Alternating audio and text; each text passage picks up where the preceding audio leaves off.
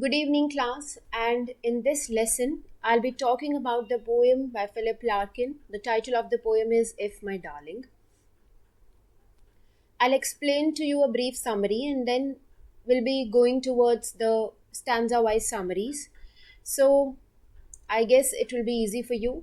And in case you have any doubts or you wish to ask your questions, you can join me at various platforms. So you can join me at my Instagram, Facebook, Telegram. So wherever you wish to join me, you can join me. And the link of all the profiles will be given in the description box below. So it will be helpful for you. So starting with the summary we have. See, जो हम एक छोटी सी brief summary पढ़ेंगे पहले, that is basically the gist जो इस poem में Philip Larkin ने express किया है. And after that, I'll be taking towards the stanza wise summary. तो यहाँ जो पोएम है if my darling which is written by Philip Larkin, तो यहाँ पर इस पोएम के अंदर फिलिप लार्किन जो है स्पीकर अपना पर्सपेक्टिव जो है डिस्क्राइब कर रहा है अपनी इमोशनल स्टेट का, और किस तरह से उसके माइंड में ये वर्क कर रहा है कि सपोज जो स्पीकर है उसके माइंड में क्या चल रहा है कि जो मेरी बिलावड है जिससे मैं प्यार करता हूँ, वो अगर उसको एक मौका दूँ मैं अपनी लाइफ के साथ साथ अपने माइंड में एंटर करने का, तो वो क्या सोचेगी. बिकॉज मेरा माइंड इतना डिस्टर्ब्ड और इतना क्लटर्ड है कि उसके अंदर सब कुछ फैला हुआ है. तो हर कोई जो है बेसिकली ऐसा ही होता है. अगर आप अपने ऊपर भी लेकर देखो तो आपके माइंड में भी दिन में जो है 1000 थॉट्स आते हैं, या इवन 1000 बहुत कम है, उससे ज़्यादा थॉट्स आते हैं. तो वैसे ही यहाँ जो स्पीकर है, जो पर्सन है जिससे वो प्यार करता है, वो सोच रहा है कि मतलब ये जो पर्सन है अगर मेरी लाइफ में एंटर करती है, प्लस अगर ये मेरे माइंड में एंटर करती है, अगर मैं इसे मौका देता हूँ मेरे माइंड में एंटर करने का, तो कैसी पिक्चर इसके सामने एक प्रेजेंट होगी और क्या ये वहाँ पर जाके जो है एक्सपीरियंस करेगी. So this is all about the poem by Philip Larkin if my darling. And एक बार देख लेते हैं.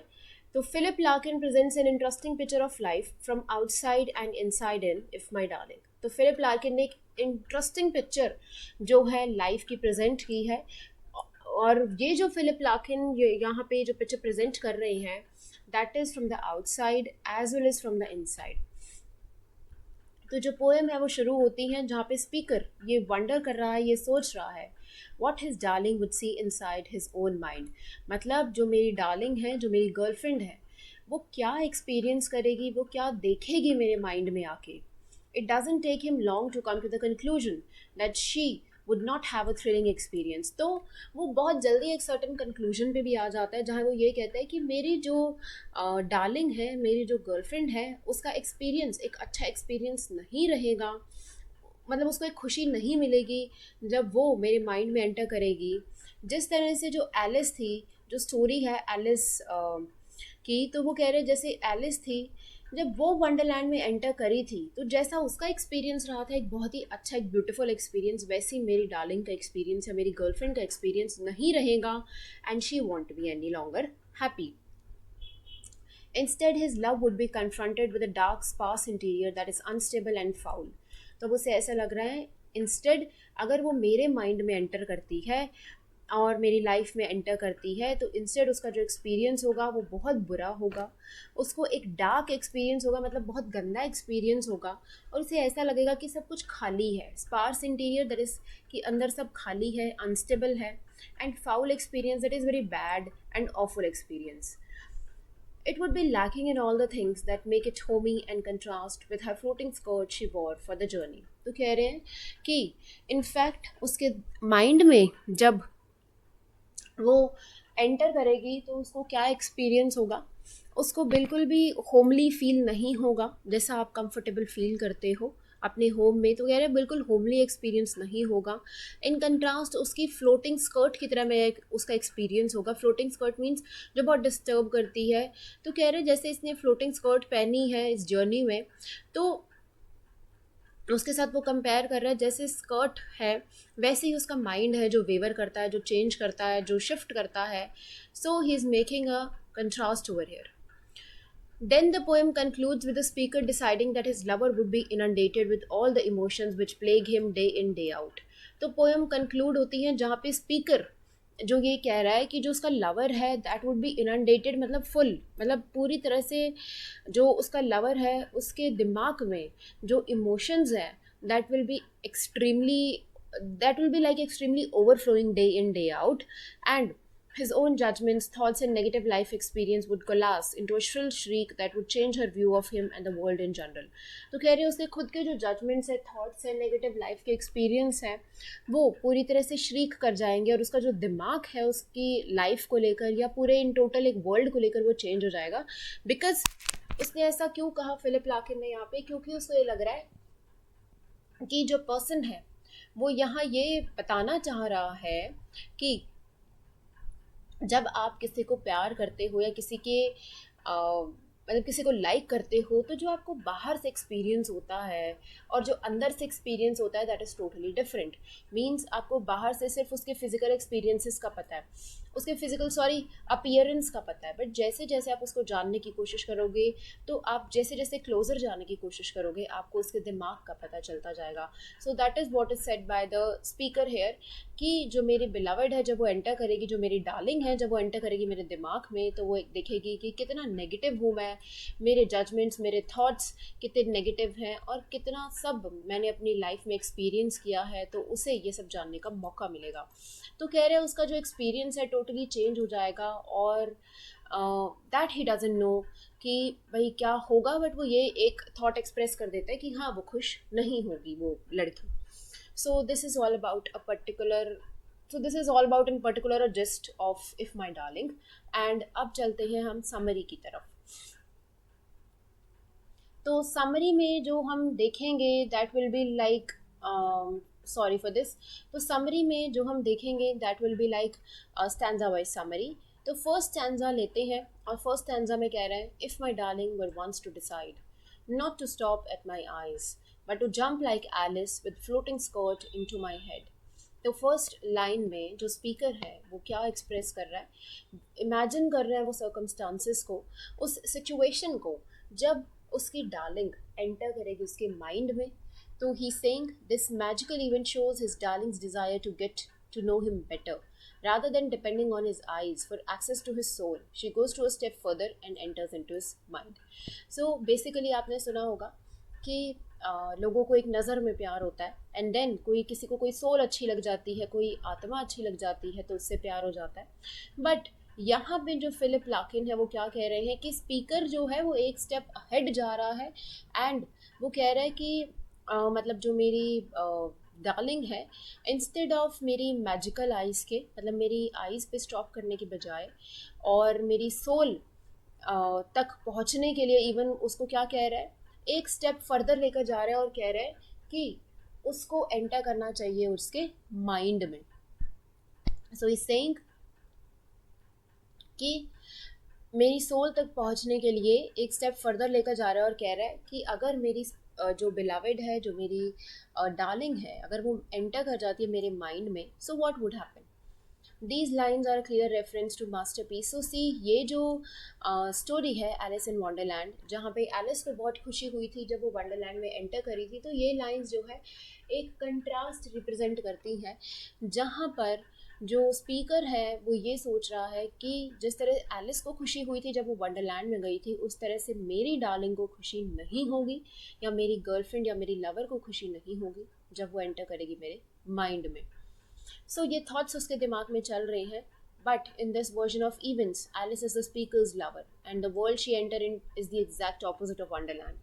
तो एलिस जो है वो स्पीकर की लवर है और जिस वर्ल्ड में वो एंटर करने जा रही है, जिस वर्ल्ड में वो एंटर करने जा रही है वो बिल्कुल एग्जैक्टली ऑपोजिट है वंडरलैंड के. कि वंडरलैंड इतना अच्छा लैंड था जहाँ पे एलिस को खुशी हुई थी, तो कह रहे हैं कि यहाँ पर जो स्पीकर की जो डार्लिंग है, जो लवर है, she want be happy.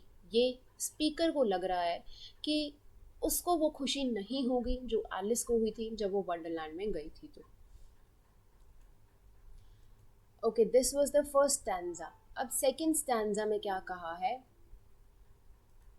She would find no table and chairs. तो वो क्या कह रहा है कि जब मेरी डार्लिंग, मेरी लवर एंटर करेगी मेरे माइंड में, तो उसे वहाँ कोई टेबल या चेयर या कोई फर्नीचर जो है नहीं मिलेगा। No mahogany claw footed sideboards, no undisturbed embers. तो वो क्या कह रहा है कि कोई टेबल या कोई चेयर नहीं मिलेगी, और कहीं पे भी वो बैठ कर मतलब टाइम स्पेंड नहीं कर सकते। उसका जो दिमाग है वो एक खाली रूम है। एंड इनिशियल एक्सप्रेशन जो यहाँ दिए गए हैं वो क्या दिए गए हैं कि sideboards are not mahogany और क्लॉ फुटेड। एंड उसके दिमाग में जो भी एग्जिस्ट करता है, जो भी है, वो बिल्कुल भी फैंसी नहीं है। सी अगर हम कहीं भी जाते हैं, किसी भी जगह पर जाते हैं, तो हमें ये होता है कि वहाँ पर नया क्या है हम वो देखें। तो यहाँ पे जो स्पीकर है वो क्या कह रहा है कि इस स्टैंजा में वो ये कह रहा है कि एलिस को यहाँ पर कुछ भी नहीं मिलने वाला है। और कुछ भी से उसका क्या मतलब है, टेबल या चेयर्स से। जहाँ उस टेबल और चेयर पे जहाँ पे आपने देखा होगा कि अगर कोई गर्लफ्रेंड बॉयफ्रेंड है तो अपना टाइम स्पेंड करते हैं साथ कॉफ़ी या टी जो है पे, तो वैसे ही वो कह रहा है कि उसको यहाँ पर कोई स्पेस नहीं मिलेगी। एंड वहाँ कोई फर्नीचर नहीं है, कहीं पे भी बैठ के वो टी नहीं पी सकते हैं जहाँ पे वो टाइम स्पेंड करे। एंड यहाँ पर ये भी बोला गया है कि कोई महागनी या कोई क्लॉ फुटेड जो है चीज़ें उसको नहीं दिखेगी। Mahogany is a type of wood, या type of mahogany is actually a type of forest. तो वो इनिशियल एक्सप्रेशन में क्या एम्फोसाइज कर रहा है, additional note that sideboards are not mahogany और क्लॉ फुटेड, कि जो साइड बोर्ड्स हैं वो बिल्कुल भी वो फॉरेस्ट की तरह या क्लॉ फुटेड नहीं होंगे। एंड जो भी उसके दिमाग में एग्जिस्ट कर रहा है, जो भी उसके दिमाग में है, वो बिल्कुल भी फैंसी या ब्यूटीफुल नहीं है। And he has the most basic of everything. So what he saying कि अगर मेरी जो, जिससे मैं मतलब प्यार करता हूँ, जो मेरी डार्लिंग है, उसको कुछ भी फैंसी मेरे माइंड में जो है एक्सपीरियंस करने के लिए नहीं मिलेगा।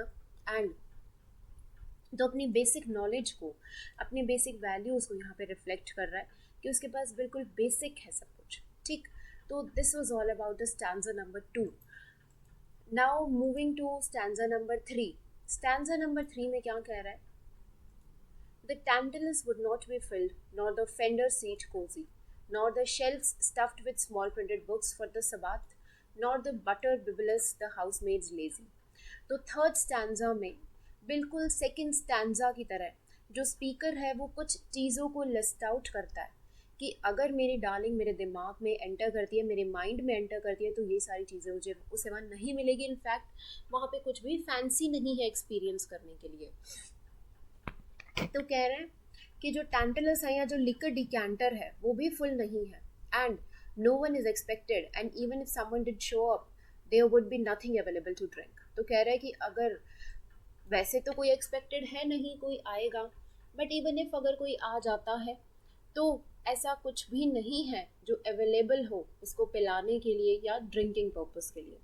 तो he saying there is no fender seat cosy, means उसके दिमाग में, उसके इस पर्टिकुलर रूम में there is nothing like feeling of relaxation and happiness, and कुछ भी कोजी नहीं है। लाइक ओल्ड जो फैशन चीज़ें हुआ करती थी बिल्कुल वैसे ही सब कुछ है। This is a kind of old fashion seating that wraps around the edges of hearth. Therefore, the lack of cozy interior is likely a reference to the fact that no fire burns in the fireplace. Means जैसा आपने देखा होगा कि जो fire places होती है या जो फायर बर्न्स होते हैं वो कितने ब्यूटीफुल से होते हैं। तो वो कह रहा है कि अगर मेरी डार्लिंग, मेरी लवर एंटर करती है मेरे माइंड में, तो सब कुछ बहुत नॉर्मल सा है, कुछ भी फैंसी नहीं है। Means everything is like a traditional thing. Therefore कोई कोजी इंटीरियर उसको नहीं मिलेगा। इनफैक्ट उसको कुछ भी ब्यूटीफुल नहीं दिखेगा यहाँ। लास्टली वो ये कहता है that his household servants don't have any of the characteristics of characters in a work of light-hearted fiction। तो कह रहे हैं जिस तरह से हम कोई लिटरेचर का फिक्शन पढ़ते हैं उसमें जो हाउस होल्ड सर्वेंट्स होते हैं उन उसके अंदर कितने सारे कैरेक्टरिस्टिक्स बताए जाते हैं, like they are very hard working, और दे आर वेरी ब्यूटिफुल, और दे आर वेरी इंडस्ट्रियस, मतलब बहुत लेबर करते हैं। तो कह रहे हैं कि जो हाउस होल्ड सर्वेंट्स हैं मेरे घर में वो भी बिल्कुल भी किसी फिक्शन की तरह नहीं है, किसी आर्टिफिशियल दुनिया की तरह नहीं है। The butler is not drunk and the house maids are not lazy, everything is very normal and in the most formal of ways. तो कह रहे हैं सब कुछ बहुत फॉर्मल तरीके से है, सब कुछ बहुत नॉर्मल है, कुछ भी जो है फैंसी या इंट्रिकेटेड या बनाया हुआ नहीं है, मिलावटी नहीं है। हाउसमेड्स लेजी नहीं है, मीन्स जैसा फिक्शन में आप देखते हो, जैसा आप स्टोरीज में देखते हो, वैसा कुछ एग्जिस्ट नहीं करता। इनफैक्ट सब कुछ बहुत प्रैक्टिकल है। ओके, सो आई गेस ये क्लियर हो गया होगा। And moving to stanza number 4 we have, she would find herself looped, she would find herself looped with the creeping creep of wearing light. Money brown, monkey brown, fish grey, a string of infected circles loitering like bullies about to coagulate. So he's saying अगर उसकी lover enter कर जाती है उसकी mind में, जिसका वो मौका दे रहा है, तो कह रहा है कि उसको वहाँ पर सब कुछ लूप्ड यानी कि बिल्कुल ऐसे स्पाइरल में सब कुछ मिलेगा। एंड वहाँ पर जो एक अच्छी चीज़ एक्सपीरियंस करेगी वो क्या है, that is light. Only thing that is of interest moving in his mind is the light. Means light से रेफर करता है पॉजिटिविटी को, अच्छे थॉट्स को। तो it would loop around her slowly and constantly. This is somewhat of malevolent force in the speaker's mind. तो यहाँ पर जो एक पॉजिटिव एक चीज़ बताई है फिलिप लार्किन ने, दैट इज़ कि एक स्ट्रॉन्ग फोर्स है स्पीकर के माइंड में जो एग्जिस्ट करता है, जहाँ पर वो जो बिलवड है या जो डार्लिंग है स्पीकर की, जो लवर है, वो कॉन्स्टेंटली चलती चली जाएगी। मतलब जो स्पीकर है, जो लवर है, उसके जो इंटरनल थॉट्स हैं, ओपिनियंस हैं, दैट आर वेरी गुड और दैट आर वेरी पॉजिटिव। तो this is how he thinks and now his darling is metaphorically being exposed to it. तो कह रहे हैं कि इस तरह से वो पर्सन सोचता है और अब जो उसकी डार्लिंग है, जो लवर है, वो भी इस चीज़ से एक्सपोज हो जाएगी।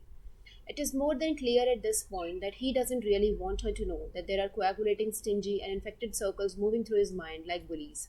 अब अगर आप इसके नेगेटिव साइड पे देखो तो वो कह रहा है कि उसके दिमाग में जो ये स्पाइरल की तरह जो चीज़ चल रही है, एक तो आपने लाइट से पॉजिटिविटी को कनेक्ट कर लिया, उसी तरह से वो कह रहे हैं लॉटरिंग लाइक बुलीज, मतलब जिस तरह से आप किसी की बुराइयां करते हो, तो कोएगुलेट करने का मतलब होता है इकट्ठे होते जाना। ठीक है, तो कह रहे हैं एक और पॉइंट यहाँ क्लियर होता है कि he really doesn't want her to know कि उसके माइंड में कोएगुलेटिंग स्ट्रिंजी मतलब बहुत बुरे इन्फेक्टेड थॉट्स चल रहे हैं। इनफैक्ट जैसे आप किसी की बुलीज करते हो, किसी की बुराइयां करते हो, वो लॉइटर करती हैं, वो चलती रहती हैं। तो कह रहा है this speaks to deep unhappiness that seems to be integral to his sense of being. तो ही सेइंग कि एक अनहैप्पीनेस है, एक डीप अनहैप्पीनेस है उसके दिमाग में जो चलती चली जा रही है, जिसकी लूप्स बन गई हैं, जो चीज़ें इकट्ठी हो गई है, जो नेगेटिविटी इकट्ठी हो गई है। सो इस सेइंग वो कोएगुलेट कर गई है।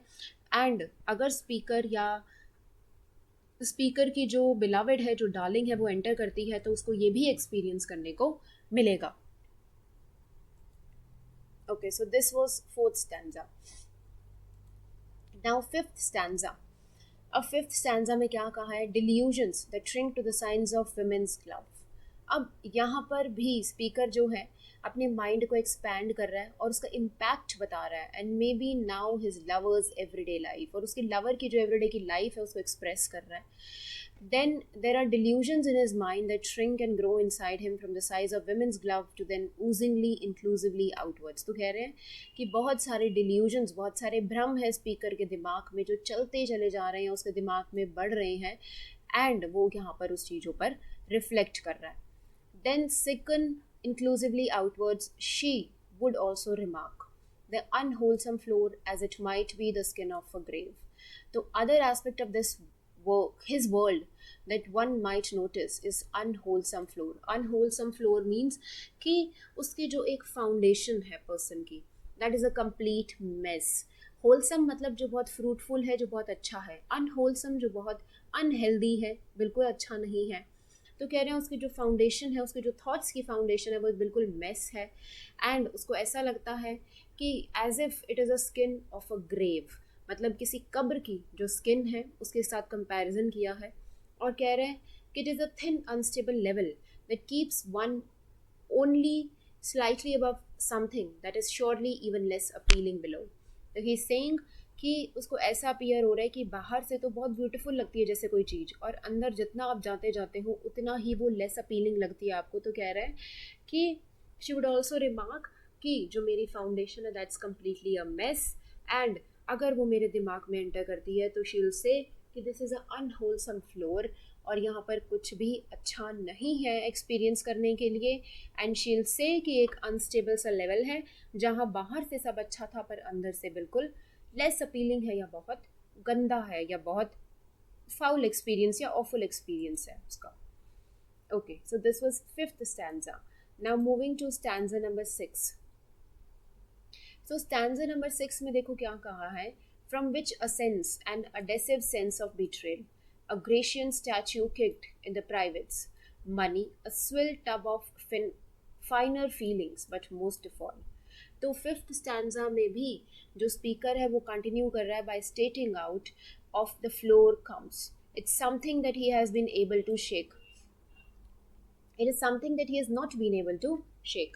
So he is saying, फिर से वही अनहोलसम फ्लोर की बात करते हुए कह रहा है, it is something that he is not able to shake. Means जिस चीज़ को वो चेंज नहीं कर पाया है, वो जो उसके थॉट्स हैं, जो चीज़ें हैं, वो बिल्कुल स्टिक हो गई हैं और उसके साथ हैं. And the next phrases are images that are meant to repent the emotions associated with unending presence of betrayal. और next phrases में कुछ images बताई गई हैं जिनका मतलब है कि वो इन emotions को repent कर रहा है, उसे पछतावा हो रहा है जो बिल्कुल उसके betrayal से जुड़े हुए हैं, मतलब धोखे से जुड़े हुए हैं. He must deal with the destruction of debasement of beauty, constancy of money, and the general swell tube of all the unhealthy emotions society evokes. तो he's saying कि अगर मेरी डार्लिंग, अगर मेरी लवर एंटर करती है मेरे माइंड में, तो उसको वहाँ पर डिस्ट्रक्शन एंड डिबेसमेंट ऑफ ब्यूटी, मतलब उसको ऐसा लगेगा कि बाहर से सब ब्यूटीफुल था पर अंदर से कुछ भी ब्यूटीफुल या अपीलिंग नहीं है. एंड जो मनी की कॉन्स्टेंसी चलती रहती है वो, and basically all unhealthy emotions जो सोसाइटी इवोक करती है, जो सोसाइटी हमें जिनसे परिचित कराती है, वो सारे इमोशंस, वो सारी चीज़ें मेरी लवर को एक्सपीरियंस करने को मिल जाएंगी if she has a chance और if she enters her mind. So this is the sixth stanza. Now seventh and eighth stanza में स्पीकर ने क्या कहा है. She would be stopping her ears against the incessant recital intoned by reality lard with technical terms, each one double-yoked with meaning and meaning's rebuttal. For the skull of that bulletin unpicks the world like a knot, and to hear how the past is past and the future neuter might knock my darling off her unpriceable pivot. So, यहाँ पर जो speaker है वो जो उसकी lover है वो स्कर्ल के ऊपर पॉइंट आउट कर रही है और कह रही है she would want to stop up और plug her ears against the shrill sound. मतलब वो कह रहा है कि जो श्रिलिंग साउंड जो मेरी लवर को सुनाई देगी, जो इंसेसेंट रिसाइटल मतलब कंटिन्यूसली जो उसको आवाज़ें सुनाई देगी, उसके ऊपर पॉइंट आउट करते हुए कह रहा है कि उसको वो जो साउंड है वो बिल्कुल अच्छी या अपीलिंग नहीं लगेगी. And all of these also carry meaning and meaning rebuttal. These are the conflicts of his life, physical and mental. तो कह रहा है जितनी भी मेरी लाइफ के जो कन्फ्लिक्ट्स रहे हैं, जो रिवॉल्व्स रहे हैं, चाहे वो फिजिकल हो या मेंटल हो, जिसकी फ्रस्ट्रेशन दिमाग में भरी हुई है, तो ये सारी चीज़ें जो उसकी डार्लिंग है या जो उसकी लवर है वो एक्सपीरियंस करेगी. तो इस सेइंग कि अगर मेरी डार्लिंग जो है मेरे दिमाग में एंटर करती है तो मेरी जितनी लाइफ की फ्रस्ट्रेशंस, रिग्रेट्स या जो मेरे गोल्स थे जो मैं अचीव नहीं कर पाया, वो सारी मेरी जो डार्लिंग है उसको वो नोटिस करेगी. क्यों? क्योंकि ऐसा बेसिकली होता है कि जिस चीज़ को आप चाहते हो और वो नहीं होती, आपके दिमाग में कंटिन्यूसली चलती रहती है. अगर कुछ गलत हुआ है तो उसकी फ्रस्ट्रेशन आपके दिमाग में होती है. So these are all the thoughts जिसके अंदर जो स्पीकर है वो हमें बता रहा है कि किस तरह से उसकी जो लवर है वो इन चीज़ों को जो है एक्सपीरियंस करेगी और जानेगी और उसको क्या लगेगा इन सबको जान के. तो इस एक्सपीरियंस को बता रहा है. तो speaker now knows if she saw the reality of his mind. तो स्पीकर को लग रहा है कि अगर उसको रियलिटी पता चल गई मेरी लवर को, मेरे माइंड की, कि मेरे साथ कितना कुछ हो चुका है और मेरे दिमाग में कितना कुछ चल रहा है, तो she would B knocked of. मतलब उसे एक धक्का लगेगा कि ये क्या हो गया. तो उसका जो पूरी दुनिया है वो हिल जाएगी और उसने कभी एक्सपेक्ट नहीं किया होगा कि ऐसा हो सकता है. This is why. तो कह रहे हैं इसलिए मैं उसको डीप अपने माइंड में एंटर करने दे नहीं सकता.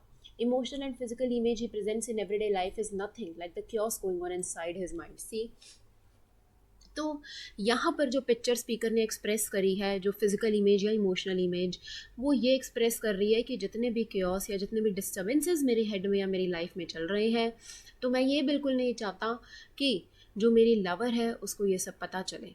तो ही सेइंग लाइक कि मैं अपनी लवर को ये सब नहीं बता सकता कि मेरे साथ कितना कुछ हुआ है या मैं कितना फ्रस्ट्रेटेड या कितना मेरे जो एम्बिशंस जब पूरे नहीं हुए तो मुझे कैसे लगा। तो यहाँ पे ये सारी चीज़ें जो है फिलिप लाकिन ने स्पीकर के थ्रू रिफ्लेक्ट करी है what he is trying to say. So this was all about the poem if my darling. And इसलिए यहाँ पे आप टाइटल देखो कि इफ़ माई डार्लिंग, मतलब अगर एक कंडीशन रखी है कि इफ़, अगर मेरी लवर एंटर करती है तो ये सब कुछ होगा। एंड दैट इज़ कि लास्ट में वो बोल देता है कि मैं बिल्कुल नहीं चाहता उसे ये सब कुछ पता चले या वो एंटर करे और उसे पता चले कि कितना केओस, कितनी डिस्टर्बेंसेस मेरे साथ जो है चल रही है या मेरे साथ जो भी हुआ है। So I hope poem clear hoga yogi, and thank you so much for watching the class. Do share it with your friends and do like, share and comment down below, and do subscribe the channel. So thank you so much for watching the class. See you soon with another class.